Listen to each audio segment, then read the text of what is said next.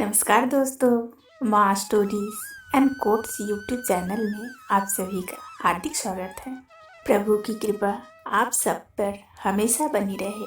प्रभु की कृपा से आप सबके जीवन में सुख, समृद्धि और खुशियाँ हमेशा बनी रहे। इसी प्रार्थना के साथ आज की कथा शुरू करती हूँ। आज की कथा है गंगा सागर की कथा। कहते हैं सारे तीर्थ बार बार और गंगा सागर एक बार, ऐसा क्यों कहा जाता है? चलिए जानते हैं इस पौराणिक कथा को।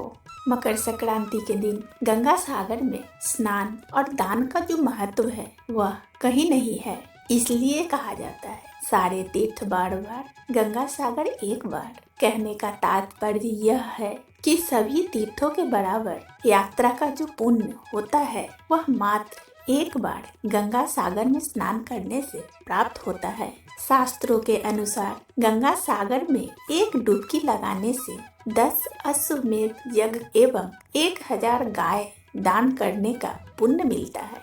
मकर संक्रांति के मौके पर गंगा सागर का महत्व इसलिए है क्योंकि शास्त्रों में वर्णित है कि मकर संक्रांति के दिन ही गंगा शिव की जटा से निकलकर चलकर ऋषि कपिल मुनि के आश्रम में पहुंची थी।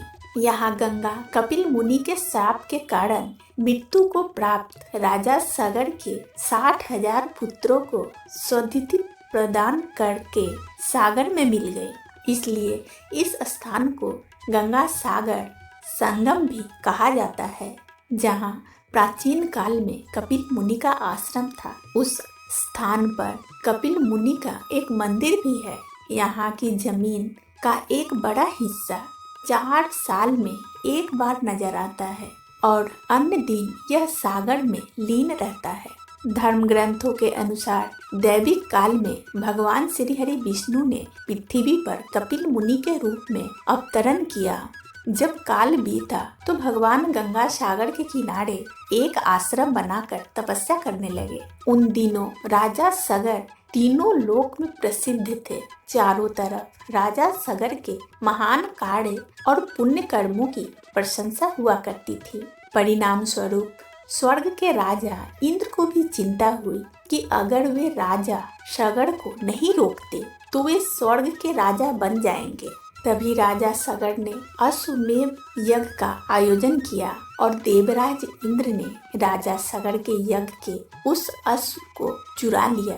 जब राजा सगर अश्व की चोरी के बारे में पता चला तो उन्होंने अपने सभी पुत्रों से यज्ञ के लिए अश्व की खोज करने का आदेश दिया। जब कपिल मुनि के आश्रम के पास एक अश्व बंधा हुआ दिखा तो राजा सगर के पुत्रों ने कपिल मुनि पर अश्व चोरी का आरोप लगाया। इस घटना के बाद कपिल मुनि क्रोधित हो गए और उन्होंने राजा सगर के सभी पुत्रों को भस्मीकरण का श्राप दे दिया। जब राजा सगर को यह पता चला तो वे कपिल मुनि के चरणों में गिर पड़े और उनसे अपनी पुत्रों के प्रति क्षमा के लिए प्रार्थना की। हालांकि एक श्राप को वापस नहीं लिया जा सकता है। इस पर कपिल मुनि ने उन्हें यह सुझाव दिया कि गंगा को पृथ्वी पर लाकर पुत्रों को मोक्ष के लिए प्रयास करें। तब राजा भगीरथ ने माता पार्वती की कठिन तपस्या की, जिससे माता पार्वती गंगा रूप धारण कर पृथ्वी पर मकर संक्रांति के दिन अवतरित हुई। जब राजा सगर के पुत्रों को गंगा के स्पर्श से मोक्ष मिला तो वे मोक्ष क्यों प्राप्त हुए। इसलिए गंगा सागर में मकर संक्रांति के अवसर पर स्नान और ध्यान का विशेष महत्व है। दोस्तों, कथा अच्छी लगी हो तो कमेंट्स बॉक्स में कमेंट करके जरूर बताइएगा। वीडियो को लाइक कर दीजिएगा और इसी तरह की कथा सुनने के लिए दोस्तों मेरे चैनल को सब्सक्राइब कर बेल आइकन को ऑन कर लीजिएगा और इसे ज़्यादा से ज़्यादा लोगों में शेयर कर दीजिएगा। दोस्तों, बहुत बहुत धन्यवाद।